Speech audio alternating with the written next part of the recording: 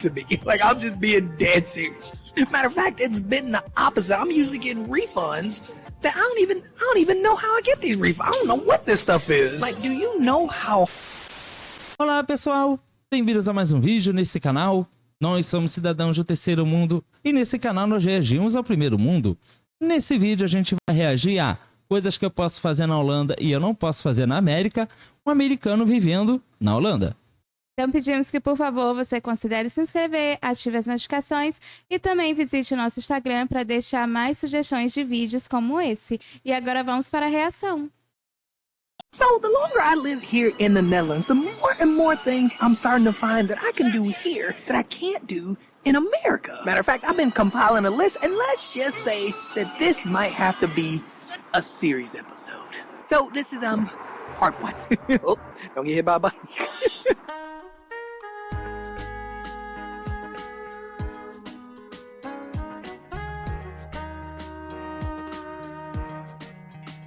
When it comes to things that I can do here in the Netherlands that I cannot do in the States, this is a lot of personal things, and it's basically my perspective. And I'm basing all of this off of my own experience living both in the Netherlands as well as in the States. Now, I gotta super say that because if you want to pull up, make sure you pull up in the comments. Pull up right after you hit that like and subscribe button.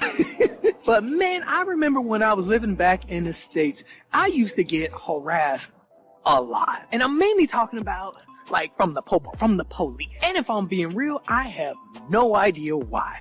But I still remember from a young age being arrested for playing basketball. Me, my uncle, and my sister, we got arrested for playing basketball across the street from where we live. A cop is also responsible for this thing right here in the middle of my head right there from pushing me against the wall to search me, which also happened when I was extremely young. And when I left Chicago and moved to Atlanta, when I got older as a teen, it got a lot worse, especially when it came to me like driving.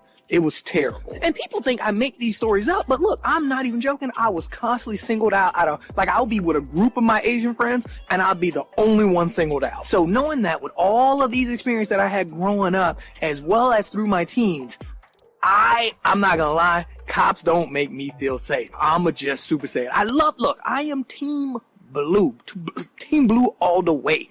I don't mind cops, but they don't make me feel safe until I moved here. And that's when things were starting to change for me. I realized that no one really cared about me. And that is a great thing. No one cared about me. No one gave me a second look. No one thought I was a threat. This is an amazing thing for somebody like me. Well, I don't, what's that guy talking about?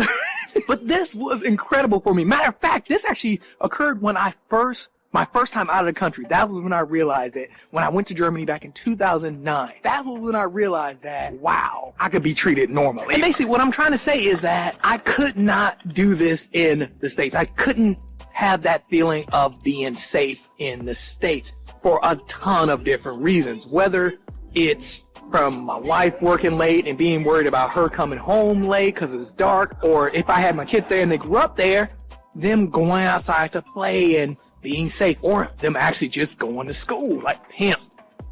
I mean, these school shootings are like crazy. And then not to mention, like, I mentioned how in the States there was a shooting at a mall that my wife was at. And that's what I'm saying, man. I don't have to, this is something that we can do here in the Netherlands that we cannot do in the States. And that is just the ability of feeling safe and doing normal stuff, right? Just doing the most normal, basic thing. Ooh, quick side note, man. I don't know if y'all can see that, but it is so dark today. It is dark and it's cold. Side note, it actually snowed yesterday. It snowed last night.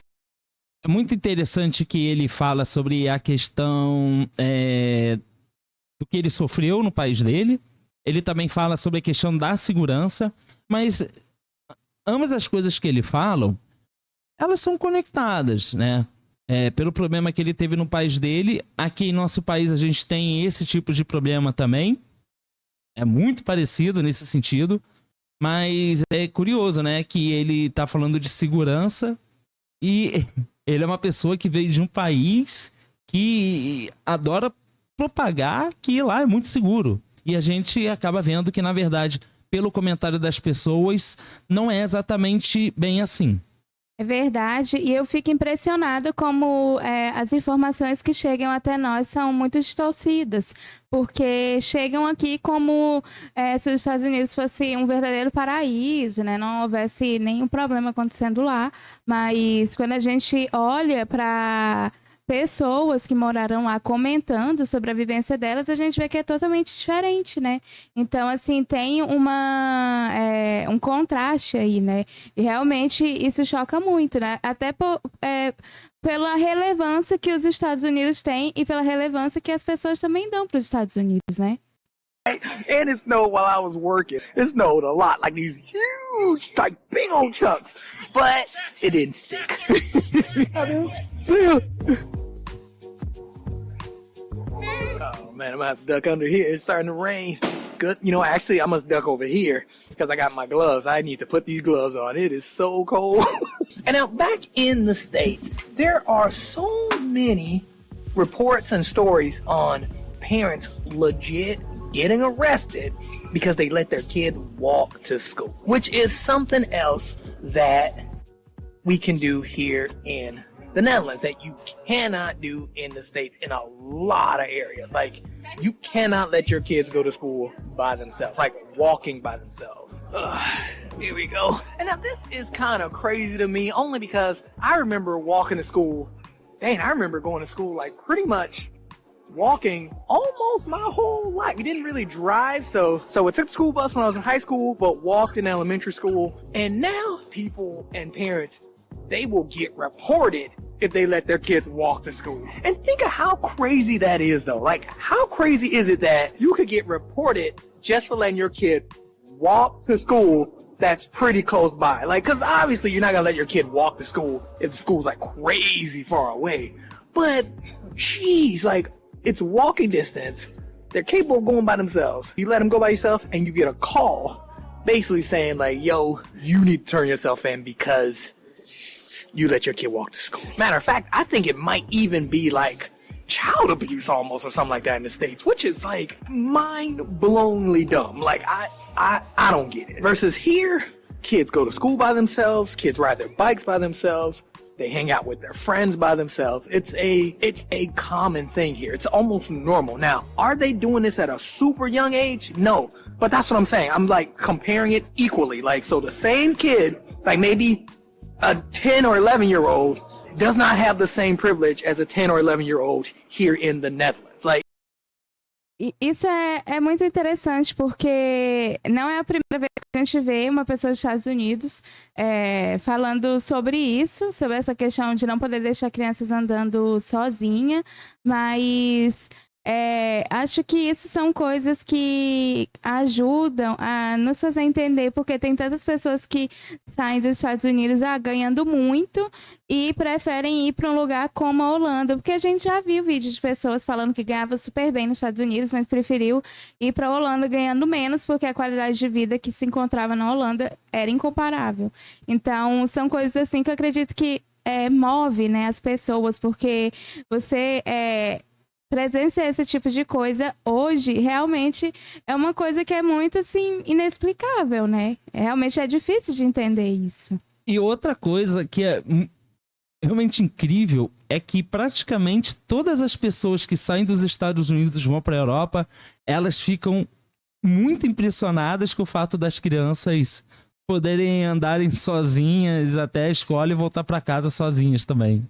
It is just not like that anymore. And rather than fix the real issue of safety, they're putting these Band-Aids on everything else but the issue. Everyone knows there's a huge infrastructure issue in the States. Everybody knows this. I mean, dead serious too, because this infrastructure issue is basically taking away kids' rights and their freedoms and also putting blame on the parents. And by putting this blame on the parents, it doesn't address the issue at all. Like, it doesn't help anybody. All it really does is legit just take more rights away from the kids. Side note, I'm hiding under here at this cheese shop because it's raining a lot. All right, it looks like it's letting up a bit. I'm gonna go for it. Let's go. Let's see how it holds up. Hopefully the drip don't get too wet. And now something else that you can do in the Netherlands that you can't do in the States is have a proper vacation. Because back when I was in the States and I worked for corporate America. Great job, great benefits, but man, holy cow. Something I was just talking to one of my coworkers about in a meeting, like literally today. Me and my wife are getting ready to go skiing, and he said, "Oh, you're having a really good vacation, a proper vacation." And I was like, man, you know what's so crazy is that I remember when I was working back in the States, and you would think that you would get a proper vacation in the States, but nah, like, you're getting what? Like, you're starting off with like 3 days a year? Like, it's insane. And everything else you have to like build up. Like, you have to build up these days through your working hours. But since you don't have proper vacation days, what I did a lot, I mean, I don't know what other people did, but what I did was I would tie on personal days like that. I would just save my personal days and add them on to my vacation days that I was saving up for, which is crazy to think about. Oh, snap. Popo, what's the Popo doing over here? I remember having my son in the States, in LA. I had to do the same thing. So to get them a good amount of time off, what I did was I used vacation days and I used my personal days and I was able to use sick days. So I had to use all of these days just to be home with my son. So think about how crazy that is. Versus here, you do have proper vacation days. And if you have a kid, well, there's days for that too. You don't have to like basically steal from your sick days. Oh no, so I'm stuck at Animax until the rain dries. Isso é curioso porque, de novo, né, uma coisa que deveria ser visto como um direito básico, né, tipo, eles quando vão pra Europa vê isso como algo super extraordinário. E assim, eu compreendo totalmente, porque é a mesma coisa que acontece com a gente, né? A gente vê coisas que pros holandeses é super normal, mas é muito doido quando a gente pega alguém dos Estados Unidos, porque, querendo ou não, os Estados Unidos é visto como um país de primeiro mundo, né? Mesmo que esteja acontecendo muitas coisas que não seja muito considerado um país assim com alto índice de desenvolvimento humano, mas querendo ou não, isso choca, né? Isso é bem chocante. Sim, eu concordo. A Europa, ela se desenvolve, naturalmente se desenvolve, e parece que os Estados Unidos, eles precisam utilizar muito da sua propaganda, né? No sentido de filmes, por exemplo. Nós conhecemos os Estados Unidos pelos filmes que assistimos. Então, a gente tem acesso e realmente acaba transmitindo uma outra perspectiva do que de fato realmente acontece lá. E quando essas pessoas chegam na Europa, elas ficam exatamente como eles, sem acreditar onde estão. It stops raining. Side note though, I'm stuck here at Animax with the Popo right there. And look, do I feel nervous? Not at all. Like, I feel like $1 million, and I feel safe too.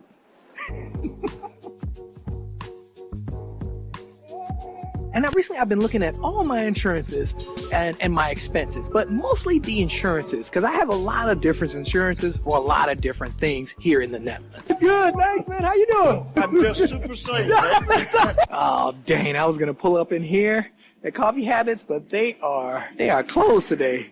E lugar é fofo.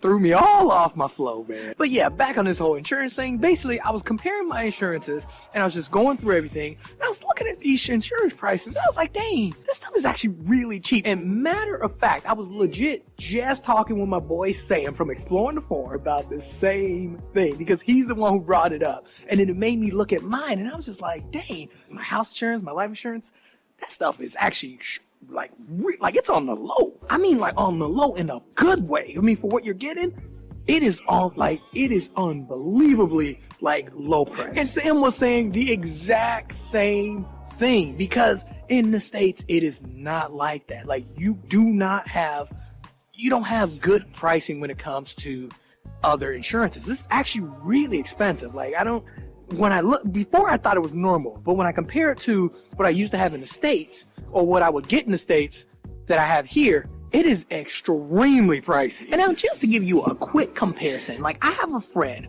who pays roughly for just regular house insurance, nothing extra, nothing crazy, right? Not even the best, but he pays roughly about $270 to $300 per month for his home insurance. Meanwhile, here, I'm paying something equivalent to him, like for the same type of insurance, like equivalent. I'm paying roughly maybe 22 euros. And then on top of that, a lot of these insurances, as well as like even bills, like electric bills and water bills and stuff, you could negotiate at the end of the year. Like, no, but seriously though, you cannot, it's just not the same in the States. It's something that you can't do in the States. And it is a bit sad because them insurance prices are crazy, especially house insurance and stuff like, man, damn. As a matter of fact, don't go to Florida. Até isso é parecido com aqui, porque aqui os seguros também são extremamente caros. Você não consegue pagar um seguro aqui. Se você consegue pagar um seguro aqui é porque você está ganhando muito bem, porque geralmente os preços são exorbitantes. Na verdade, seguro nem é uma coisa aqui muito popular, né? De tão caro. And don't go to California. They are like, people are just, I mean, these companies are just leaving altogether. I mean, right before the big fires that just recently happened in California, for example, insurance company a week before, State Farm left. Like they canceled everyone's insurance and just dipped out, leaving these people there to hold the bag. Like it is mind blowing. Wow. E os lugares que ele tá mostrando. And a quick side note, I would love to go to that place right over there. I have not gone there yet, but I would love to go over there, have a cappuccino, and just like chill out over there. Cause I've never been, and it looks like that place looks so dope. And it's right next to the windmill. Pimping, like, man, I love that windmill.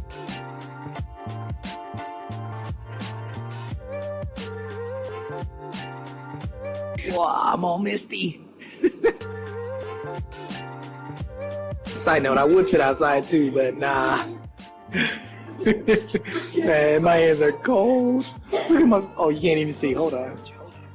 Recently, I went to the doctor, just did a checkup, and to my surprise, every time I have gone to the doctor in the Netherlands, I have never just been sitting home one day after the appointment, maybe a month, and then get a mail.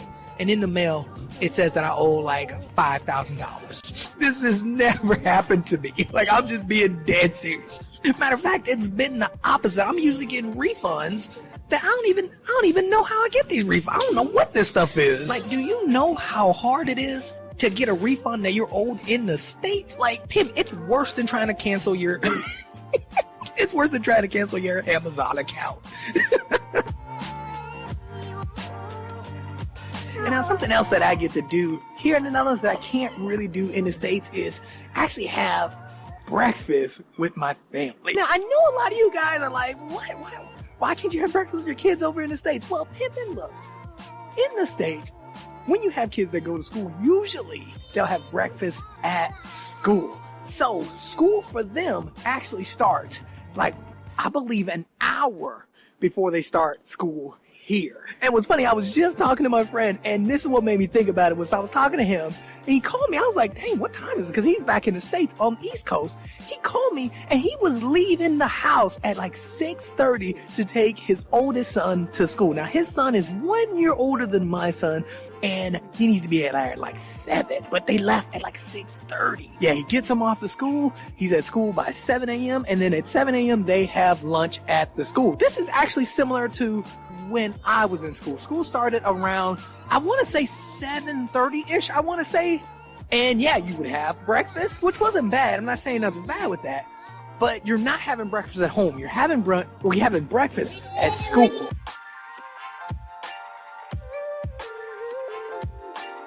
And yeah, they don't get to have breakfast together because they leave so early versus me and my family. We leave, they start school at 8:30, so we get to have breakfast.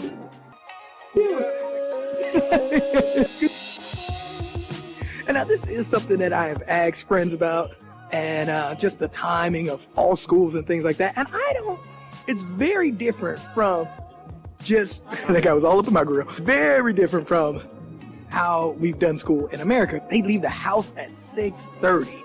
So that means they only have time to get up, get dressed, brush teeth, and get out the door. Versus here, with me and my kids, we actually have breakfast. We get up, we have breakfast, we talk, we play, we get dressed, brush our teeth, play, and then we are out the door around 8:05 or 8:10, and we'll make it to school at 8:20. The doors open at 8:20, they start at 8:30. And I don't know which one is better, which one's worse, but I do like the time that I do get to spend with the boys in the morning versus, I don't know, like, dang, that's early, man. Leaving the house at like 6:30? Man, I can't. Isso é fascinante. Isso é outra coisa que eu percebo das pessoas que saem dos Estados Unidos para ir na Europa e especificamente aqui na Holanda. É a questão de eles verem que eles têm muito tempo. Enquanto onde eles moravam nos Estados Unidos, eles não tinham tempo para nada, essas pessoas elas acabam descobrindo que elas têm muito tempo para aproveitar muitas coisas da vida delas. Inclusive, como ele está mencionando, estar com os filhos. É verdade, mas eu acho que, tipo, a cidade funciona para isso, né? O país funciona para isso, para as pessoas aproveitarem mesmo. E isso é maravilhoso, porque, tipo, isso é uma coisa que vai afetar a vida toda da pessoa, né? Vai mexer com ela em todas as áreas e é perfeito. Even imagine getting my kids ready at 6 a.m. and out the door at 6. Man, that is, man.